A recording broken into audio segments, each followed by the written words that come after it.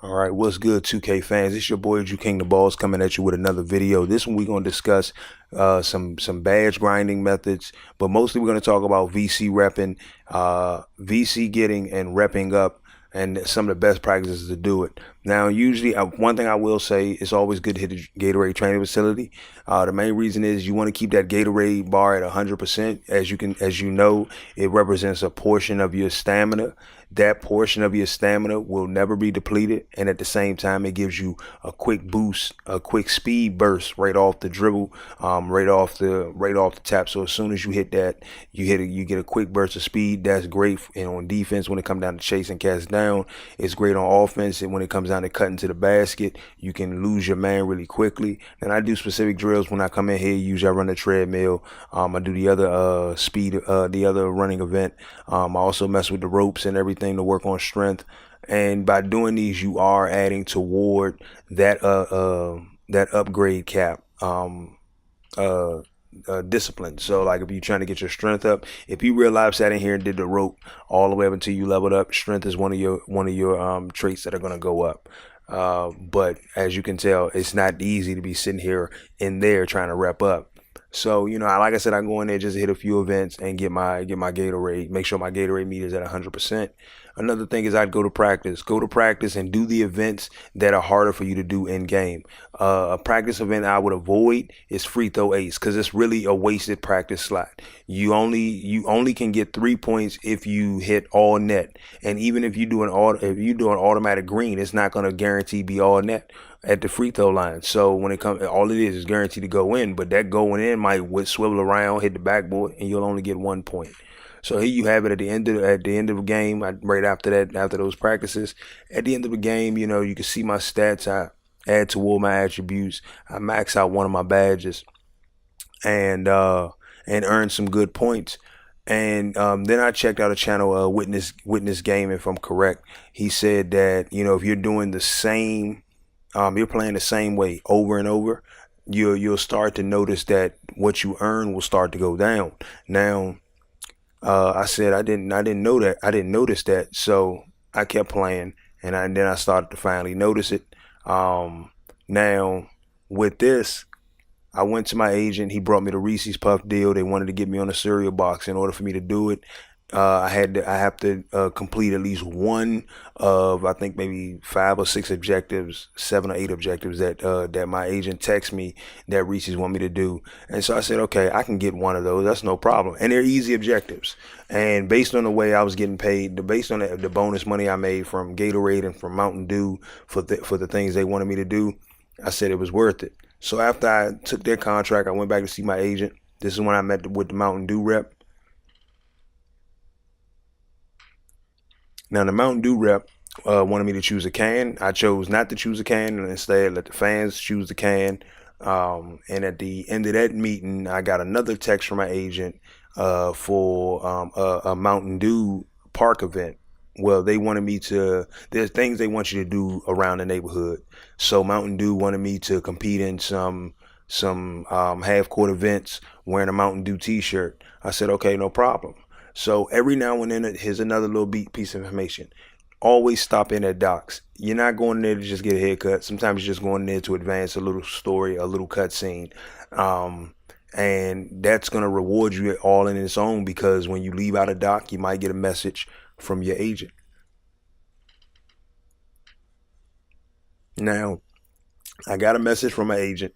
He's telling me, Mountain Dew, this one he was telling me Mountain Dew wanted me to do this, wanted me to do that. And I said, all right, bet. So at the end of this, I ended up coming back to see him, collecting the offer that they wanted, what they wanted me to do. I'm sorry, it's like 3 in the morning. I'm trying to drop this out because I want y'all to have this good VC grind. I don't want y'all to glitch and possibly get yourselves banned. I'm gonna show you some of the ways that are just there for you. Now here we go again. I dropped in another game, did another game, and still got some decent coin, but not as decent as the last time. And I put up the same amount. I put up the same kind of production. So I go to see my agent, and as you can see, I collect my bonus check. Every week, you'll get a bonus check for representing the things that you do in the brands that you represent. and so I got a bonus check for about 1,500. On top of that 900 I'm earning a game based on my stats and my salary and things like that. So I'm essentially, earning about 6,000 a week. So I go into Swags. Now, to get the Gatorade and the Mountain Dew t-shirt, you go to Swags. It's under their special collection. And then you go to t-shirts. So I went, here's the dunk contest. I went, and you don't have to go here and win or go here and hit a certain number of points. You literally just need to be competing in these events or participating in these events with wearing a Mountain Dew shirt. So I did that. Also went and did the jump shot challenge. As you can see here, I wasn't really worried about making them, but it did give me a chance to work on my jump shot from different areas. But I started doing a little good. Got me some good coin. So nice. I had to do it twice. I started feeling comfortable. I started trying to get my shots consistency. You get bonus points for doing things like excellent release and things like that. But at the end of the day, it's more so about just competing in the event. So I did that event twice. Then this is when you're going back and finalizing the event for the dunk contest. And so then my agent texted me, told me come pick up this money, this extra money for competing this event. So I go, pick up some coin, check this out, bam, extra 1,500. And like I said, if you're doing these things one right after the other, you'll find yourself stacking coin on top of coin on top of coin a lot quicker. So here we got another ending game. At the end of this game, this is when I started to notice that my VC might be going down. If my contact duck stayed very similar, but my strong finishes felt like they were lower and lower and lower. Now here we go. I played another game right after that. Right after that, I played another game, and that's where I started to really see, okay, yeah, my stat scores are going down and going down. And I was like, okay, I'm not earning as much towards my badge progression or towards my progression bar if I keep doing this. So I said, you know what? I said, it's time for me to change it up. And I decided to go.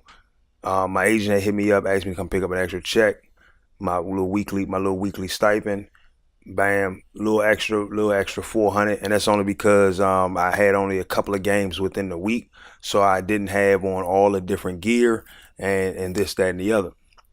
Now, so after that, I decided to do a pro-am game. Now, in the pro-am game, you get some good rep. And as you can see, I earned 100 more points toward my contact dunks. So I ended up doing a couple more pro-am games. But like I said, when it comes down to it, you really want to balance it. One of the best ways to balance it is if you see that you got 3 NBA games straight, play those 3 NBA games. And then when it says you have a couple of off days, so if you know you got a couple of off days between this and your next game, so if your final game is on the 11th and your next game is on the 14th, then take those days in between and do pro-am and do park. Hopefully park isn't lagging for you. I've had some good connections to it, and then I've had some bad connections. But I did a game right after that and didn't see too much of a boost, but I was mainly doing it to get some quick VC and get my fan count up.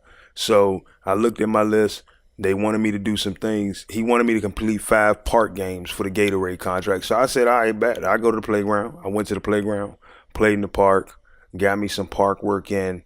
And once again, I'm earning money for competing in the park and getting my money in the park.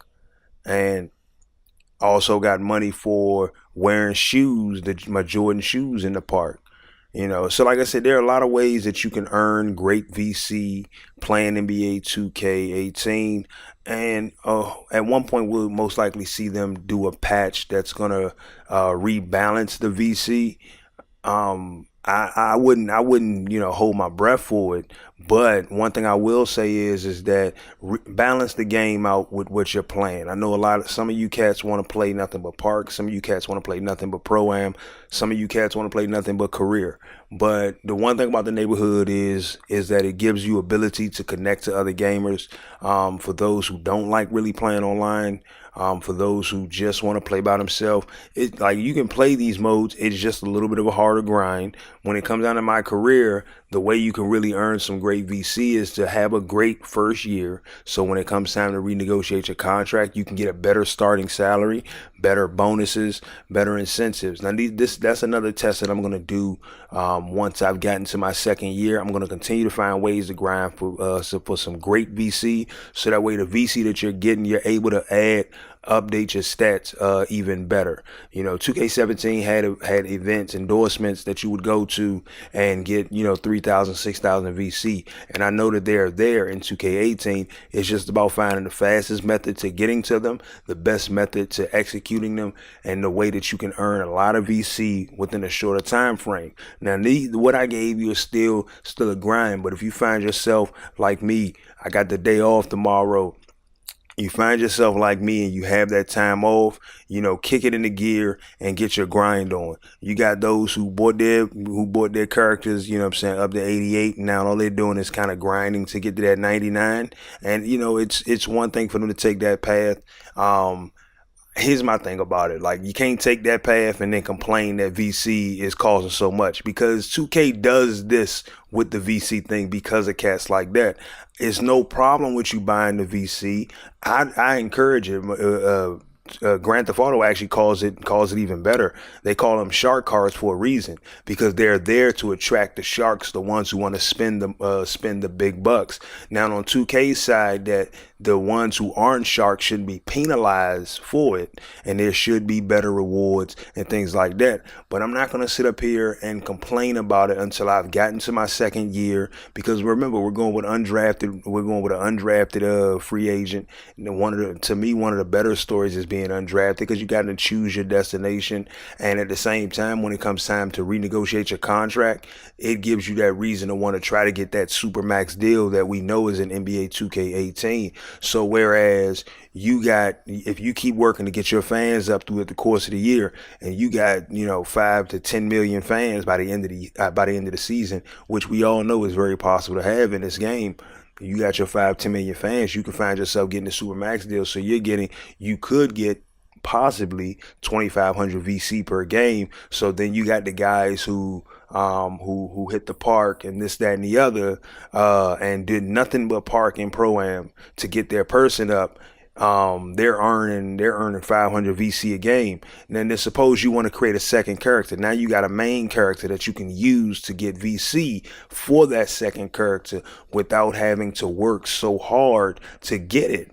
You can, like I did that with 2K17. I had a character who earned more VC than all of my other characters, and I used him just to earn VC.